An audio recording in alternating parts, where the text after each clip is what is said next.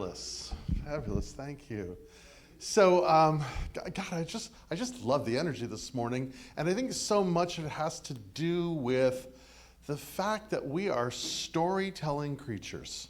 It is like just woven into the very fabric of our DNA. There are many things I think that I wouldn't say that it defines just people, because I remember reading, God, a million years ago, a book by Carl Sagan, and he talked about whales. And whales sing these long, intimate, beautiful songs. And what he was saying is as they would process the bits of information and the sound bites and how these things worked out, he said it was as if they were chanting what the equivalent of the Homeric hymns in the depths of the ocean. So these stories that are told, and it's whether it be the cave paintings of Lascaux, tens of thousands of years ago, that are telling these incredible stories, or dances, or poetry, or music, or film. All of these things are part of what it means to express ourselves, to tell stories. It's just simply woven into that. And at some point in our history, we're assuming sometime right around the Axle Age, we began to take these stories and weave them into spiritual or even religious language. And the reason we did that is so that we could live together without killing each other. So we wove in ideas of ethics and morality and virtue. And a lot of the legends then, and a lot of the stories then begin to hold these kinds of things, whether it be the Homeric stories or the Bhagavad Gita, or whatever tradition that they may come from. There are these incredible stories, and part of the Western civilization is the stories that come from the Bible itself. But and all of these again they convey an idea, they create an imagination. C.S. Lewis says it this way. He says, "Since it is so likely that children will meet cruel enemies, let them at least have heard of brave knights and heroic courage. Otherwise, you are making their destiny not brighter, but darker." In other words, we encourage the telling of stories. We encourage the stories of myths and legends, and whether they be the Arthurian myths or the Bhagavad Gita, as I said before, the Hebrew stories. You guys know me well enough to know that I'm a nerd when it comes to Bible, and I'm a nerd when it comes to Tolkien, because they have so many interesting things that come in them, and I think that. Particularly for the Bible, I want to talk a little bit about that. For clarity as I approach it, I think there's misgivings about it, and there's trepidation when it comes to the Bible. And what I want to do is I want to dispel the myth that the Bible is inerrant. It's got all kinds of errors in it. It's just the very nature of it. It's not historical, it's not scientific, it's not history, it's legend, and it's myth. Is it inspired? Well, what does that even mean, to be inspired? The Webster Dictionary defines it as outstanding or brilliant in a way or to a degree that's suggestive of something divine. But every movie that you talked about today, we could say is as inspired or as inspiring. It lifts us up, it creates something. And what's important for us as humans, I think, is our capacity to imagine is in many ways limited by the vision of our perception. How we perceive things is how we imagine things. And if our perception is very small and very limited and very contained, then our imagination is going to be very small and limited and contained. And so it's important for us to nurture that part, to stretch, to challenge our perspective of things, to expand our imagination. And look, I'm not trying to sell the Bible to you, that you should read it or not read it, and it's entirely up to you, and nothing bad is going to happen if you don't, or nothing fabulous is going to happen if you do. It depends on what your perception is. But I think if we have a challenge with something, we should at least own what the challenge is. William James says it this way. He says, "A great many people think they are thinking when they are merely rearranging their prejudices." We think we're thinking great thoughts, but really what we're doing is we're just justifying, our own experience, our own perception is as limited as that can be. And I kind of want to talk about something. I've been immersing myself in the book of Genesis lately because it's just such an amazing collection of stories and legends and very, very imperfect characters. But there's just kind of this writing theme. And, one of the things that I sit with is from a biblical perspective. And I'm just using this as a container for a conversation. But from a biblical consideration, the first three questions that the divine asks of us are found in the book of Genesis. And they are, where are you? Where is your brother? And what have you done? And to just kind of weave this in, those questions are a response to how someone is trying to control the narrative. Where are you? Where's your brother? What have you done? An example, the question of where are you comes from the story of Adam and Eve and where they had eaten the unripe fruit and became aware of their separation from nature, where there was this startling thing and there was guilt and there was shame and they hid themselves from God. And as the story goes, and by the way, these stories are way older than the Bible. Many of these stories, most of these stories really, are borrowed from other cultures, whether they be the Syrians or the Egyptians or the Babylonians or whoever. These stories go way, way, way back. Again, because we're storytelling species. And these are just been part of the narrative historically. And one can imagine that these stories were told around campfires or perhaps the Bedouins on the plains or on the fields or whatever they. And obvious as they encounter other cultures, other families, other stories, other tribes, the stories themselves evolve and shift and change. An example of this is the stories of the flood. Everybody has flood stories, and for the early Assyrians, the floods happened because human beings were making too much noise, and it annoyed the gods, so they created a flood. So there's different reasons why they were written, but they were woven in, and as we continue to evolve, these stories become relevant to us because they hold these simply kinds of questions. So the question, where are you, really begins to ask a really interesting question. Where do we hide from God? Where do we hide from the divine?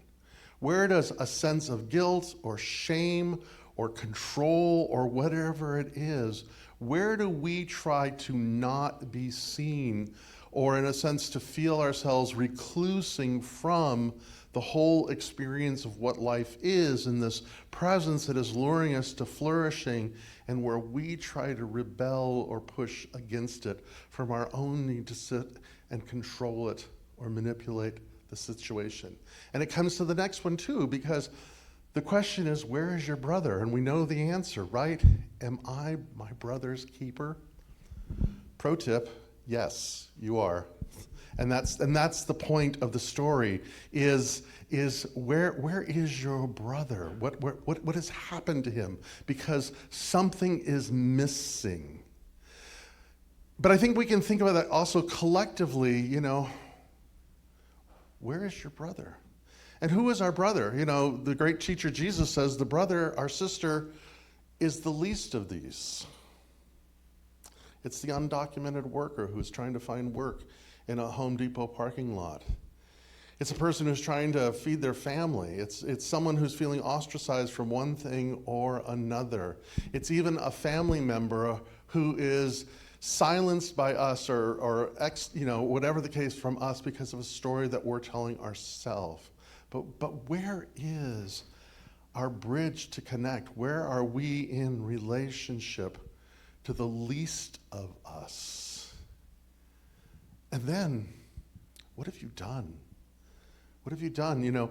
In the story of Cain and Abel, when Cain murders his brother, and by the way, that is the first time that we hear even of a word of sin. There was no sin in the Garden of Eden. It was just simply whatever they did there. But the sin of fratricide happens, and God says, the bloods, plural, meaning all the ancestors, all that could have happened, all that would have been, everything that was related to the experience of Abel. It is in the earth and it is crying out, what have you done? Now, what's interesting with that story, and I won't go too far into them today, but what's interesting into that story is Cain, who is the one who commits the fratricide. He's not punished. In fact, in a sense of very interesting distributive justice, he is protected. He eventually becomes the founder of cities, but he is protected. There's a mark on him because he says, you send me away, man, I'm guilty of killing my brother. Someone's going to get me. And God says, no. That's not how it works. And that speaks to something I think is even more profound than the stories themselves. It is something that is found in science. It is something that is found in society. It is one of the main principles of Kabbalah, and it is this, the principle of I know it here, I keep talking about it. The story of rupture and repair. Rupture and repair. I could probably talk to Joe about this, about the beginning of the universe as it was happening. There were ruptures and repair. Things happen, things explode, and then things reorganize. In societies, there are breakdowns, and then they come in. Any person, I can't speak from experience on this, but talking to a woman last week in beer camp, one of the things she talked about, she said, every mother knows this principle of rupture and repair. Every woman has felt this in her body. But here's the deal. Every one of us who has ever gotten sick, who has broken a bone, who has fallen down, who's had whatever, we know our body has this capacity of rupture and repair. It's just the natural cycle of how things are. We can see it as this sort of growing flow. And so the question then becomes, in us, what have we done? What is the rupture that has been created? And what is the repair that is wanting to happen, that is inviting us to participate with us and with it? How do we begin to move in this sort of direction of healing, of repairing? Because the bottom line is that we will often create something and then we want to be rescued from it as opposed to healed through it. In Kabbalah, it's called Hisya and Gebura. It is the breaking down and the restoration. It is the culmination and it is done. And in the Tarot, it's the wheel of fortune, right? It is movement. It is just the breath itself. The breath restores, the body releases. It's always in there. And so how we are participating in that, and then how we begin to do that consciously, because again, we can ask these questions. Where am I hiding? Where am I hiding? Where am I trying to not be seen? What is it that I'm not wanting known about me? We respond with the question of, what does it mean to live an undefended life? Where is your brother? Where am I cutting off? Who do I see as less than? Who do I see as not being worthy of dignity, support, love, compassion? Where do we feel that one person or one group of people is excluded from that? And what have we done? What have we done? We begin each day by taking responsibility. There is an occult idea or something that comes in. I shouldn't be saying occult in church. Well, occult, I'm going to say it a lot, But that comes from this alchemical process. Damon Nichols writes it this way. He says, most people treat manifesting like magic, thinking if they visualize hard enough, they'll get money, love, or freedom. But that's just shoveling karma from one pile to the other. You might get the job, the lover, the bank account, but if the inner roots of fear, greed, or insecurity have not been burned away, you will recreate the same suffering in a new form. The pile looks different, but the weight is the same. In other words, from a new thought perspective, it isn't just about manifesting parking places, princes and palaces, and all those kinds of things. It's not just about thinking happy thoughts and holding a vision and creating. If we haven't done the inner work, yes, we may get those things, but they will be as big a burden as the burden we are feeling today unless we have healed it. What good is prosperity if we are living in fear and greed? What good is love if we are living by shame? What good is health if we're unwilling to change the things that make us unhealthy? And so there is a need for repair. If something is making you sick, don't do it. If you are having an issue at work, you change. If you're having an issue with prosperity, why is that? Where's the leak? What are the external situations? I mean, we see that individually, we see that collectively, we see that in the world in that we're living today. We could just keep thinking there's some sort of magic thing that's going to fix things or deliver things, but it doesn't, because unless the consciousness changes, everything remains the same. As Jesus said, unless the Lord build the house, he who labors in vain. You will still be heaping the same old karma on yourself. You will still find yourself in the same old situations over and over again. The outside things may look the same. I mean, they may look different, but the inner experience remains the same. And so we sit with these questions. Where are you? Where am I? Where am I? Where am I in this moment? Who is my brother or my sister in this moment? And can I take responsibility for what I have done and allow the repair that proceeds from the rupture that I may have created through my own ignorance, my own misinformation, from my own perception of a story that simply, upon reflection, wasn't really what happened. And so as we're moving into this time, as we're moving into this thing, let us just then celebrate that we are seen, we are known, we are loved by that presence that is always luring us into flourishing. That, something that I'm sitting with more and more and more is there's no such thing as an individual. No such thing. I think it's the myth of the machine that lures us into this idea that we're somehow or another alive and alone, and that because there's no such thing as an individual, because everybody is part of everybody. There's nothing, even our very body, for goodness sakes, it's not even our body, it's a friggin' zoo. There are microbes and bacterium and all these things within it. Nothing is separate. Everything is interconnected. And whatever we have done, there is a wisdom and a presence wiser than us that can restore, rebuild, renew. In all things, there is goodness and possibility. Thank you.